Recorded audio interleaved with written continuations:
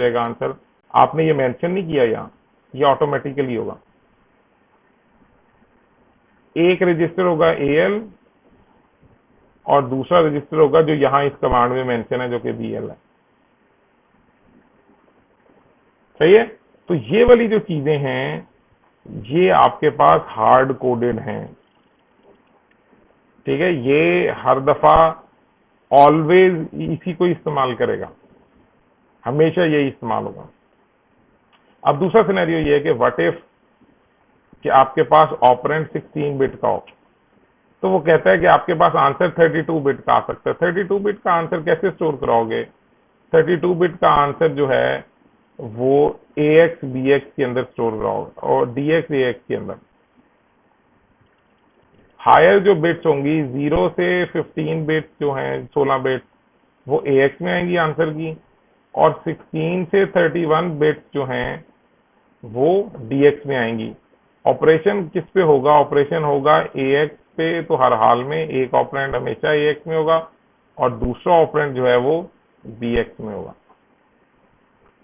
ठीक है, ये मल्टीप्लाई की होगी। सिमिलरली डिवीजन का भी काम है, तो हम डिवीजन को भी पहले जाके देख लेते हैं कि डिव की कमांड क्या कहती है। ये देखो, ये डिव की कमांड है, और ये मैं इंटेंशनली आप लोगों को बता रहा हूँ कि आप लोगों को इस चीज का आइडिया हो कि इसको कैसे देखना है। ये आप लोगों का रेफरेंस है, ये हर वक्त आप लोगों के पास होगा। डिव की कमांड भी एक ही ऑपरेंड लेती है, लेकिन डिव भी हमारे पास इतना सिंपल तो नहीं होता। डिव के केस में हमारे पास क्या होता है, हम लेट से दो दो चीजें करें, और देखो ये फिक्स्ड प्रोसेसर है, तो डिव से मुराद है मेरी, मैं करता हूँ 9/4। तो बेसिकली ऑपरेशन क्या परफॉर्म होगा? ऑपरेशन परफॉर्म होगा 9 और 4, 4 2 8, आंसर आएगा 1। ये 2 क्वोशिएंट है, ये 1 रिमाइंडर है। 9 जो है वो डिविडेंड है और 4 जो है वो डिवाइजर है। ये चीजें याद रहेंगी गाइस, डिवाइजर, डिविडेंड, ये हो गया क्वोशिएंट, और ये हो गया reminder.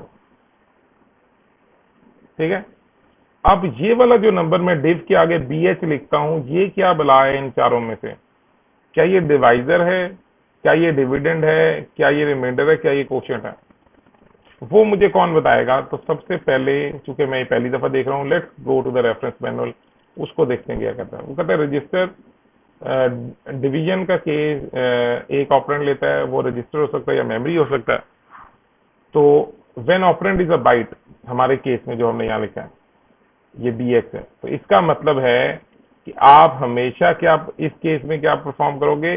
AX divided by BH। ठीक है, यानी 8 बिट को 16 बिट पे 16 बिट को 8 बिट पे डिवाइड किया जा सकता है। अब इसका आंसर दो चीजें अलग अलग आनी है, एक रिमाइंडर आना है, एक क्वोशिएंट आना है।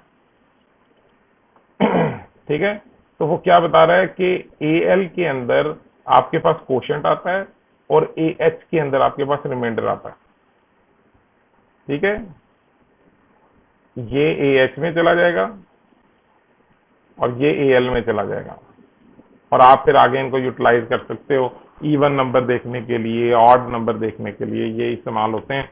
तो इनको ध्यान से देखिएगा कि डिव की कमांड क्या कहती है। अगेन आपकी लैब्स भी हैं, इसलिए मैं इसको एक्सप्लेन नहीं कर रहा।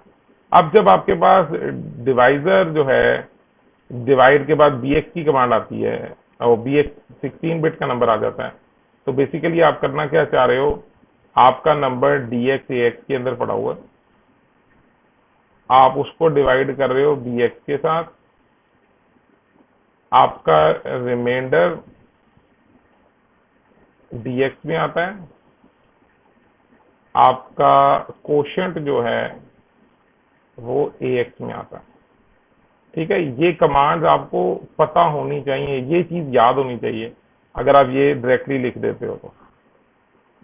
ठीक है, अब ये उसके वो बता रहा है आपको, वही प्रोग्रामर्स मॉडल क्या है, एड्रेसिंग मोड क्या है, सॉरी।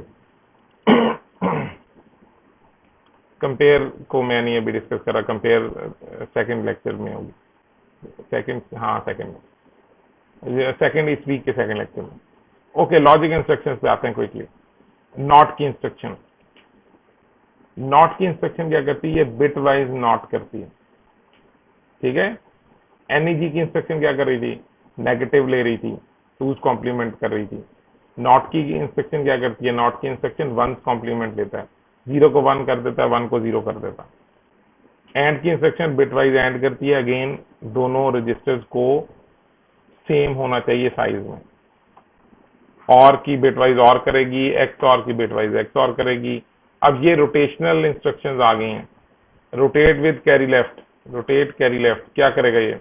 जब ये वाली कमांड चलेगी, ये देखो, तो ये क्या करेगा? अगर मैं इसके आगे इसको इसका नंबर बताना होगा, चलो आओ ये भी उसमें देख लेते हैं कि RCL क्या करती है। RCL ये उसका एड्रेसिंग मोड है, ये इस इसको फॉलो करता है। और या तो इमीडिएट वैल्यू दे दूं जिस तरह हमने एग्जांपल में यहाँ 1 दिया हुआ है, या मैं इस 1 को किसी रजिस्टर में भी स्टोर करा सकता हूँ। वो रजिस्टर सिर्फ CL हो सकता है। तो रजिस्टर को इतनी दफा शिफ्ट लेफ्ट कराएगा, इनफैक्ट रोटेट लेफ्ट कराएगा। मैंने AL में 1CH मूव कर दिया है, 1CH का बाइनरी ये है, ठीक है। मैं इस सारे को ये लिखा यहाँ, ये पेस्ट कर लिया, ठीक है। FCC क्या कर रहा है? ये कैरी फ्लैग को 1 कर रहा है।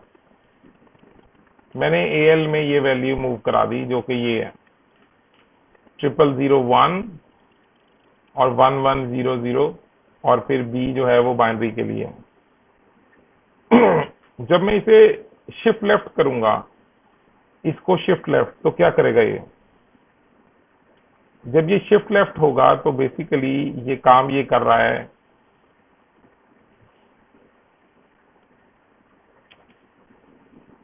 शिफ्ट लेफ्ट के केस में ये क्या करेगा? ये वाला 0 इधर आ जाएगा, 001,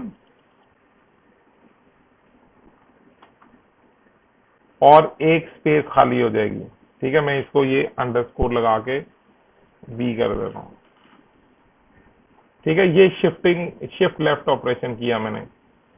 शिफ्ट लेफ्ट के केस में यहाँ 0 आ जाता है, जो आखिरी बिट बनती है वहां 0 आ जाता है। रोटेट के केस में क्या आता है? ये जो वैल्यू आपके पास आई है, ये वैल्यू आपके पास कैरी फ्लैग के अंदर जाएगी, और जो कैरी फ्लैग की वैल्यू है वो बेसिकली यहाँ आ जाएगी, ठीक है। तो हमने क्या किया था? हमने STC कर दिया था, हमने कैरी फ्लैग की वैल्यू को पहले सेट कर दिया था। तो कैरी फ्लैग की वैल्यू 1 थी। जब मैंने इसको शिफ्ट लेफ्ट किया तो इसने 0 पुश करने की कोशिश की कैरी फ्लैग में, तो कैरी फ्लैग अपनी वैल्यू यहां प्लेस कर देगा जो ये आंसर में लिखा हुआ हमने। तो that is what RCL is, rotate, ठीक है। सिमिलरली ROL की वैल्यू है, ये करता है कि जो वैल्यू निकलती है हमारे पास उसी को प्लेस करवाता है, ये कैरी की वैल्यू को प्लेस नहीं करवाता। देखो ROL कहाँ गया? ये ROL है, ठीक है। Shift all bits left, the bit that goes off is set to CF and the same bit is inserted to the right most position. अब इन दोनों कमांड में फर्क क्या है? RCL में और ROL में।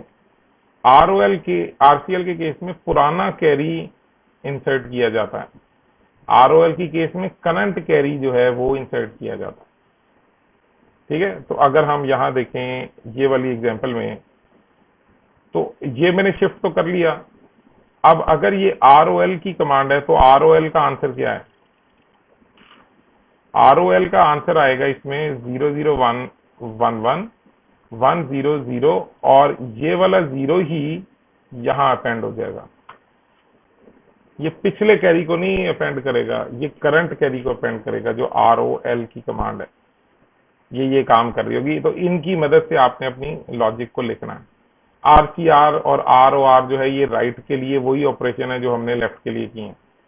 शिफ्ट लेफ्ट सिंपल ऑपरेशन जो मैंने अभी आपको यहाँ दिखा दिया कि ये नंबर ऑफ बिट्स को लेफ्ट शिफ्ट करेगा, जो हम SSL के बाद मेंशन करेंगे। जिस तरह BX के जो भी कंटेंट है ये उनकी वैल्यूज को 4 टाइम शिफ्ट लेफ्ट कर देगा। ठीक है, ये 4 शिफ्टिंग मिल जाएंगी। फॉर एग्जांपल अगर मैं यहाँ एक 8 बिट का नंबर लिखूं ए बी, ये बीच में लिखना आसान है। अगर मैं ये लिखता हूँ कि किसी रजिस्टर की वैल्यू है, लेट्स से एल की वैल्यू है ए बी सी डी